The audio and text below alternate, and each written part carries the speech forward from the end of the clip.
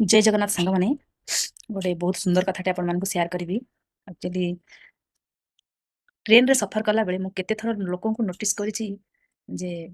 लोक गुडा कौन करिवे ना बैग सब सीट ऊपर रखिथेबे सोइबे लॉन्ग है कि सोइबे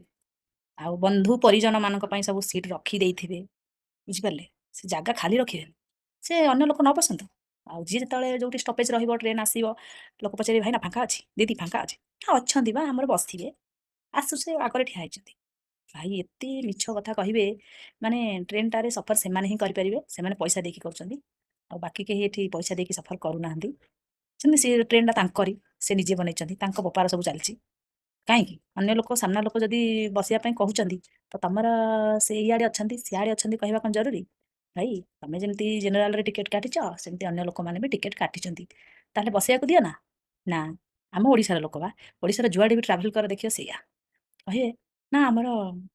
अछंती लोक बसिबे आले सीट सब कभर ହେଇକି ଥିବ जम्मा ଛାଡିବେନି पुरुष ଲୋକଙ୍କୁ ବି କହିବ ଭାଇ ଟିକେ ଆଉ ଟିକେ ଘୁଞ୍ଚି ପଡୁନାହାନ୍ତି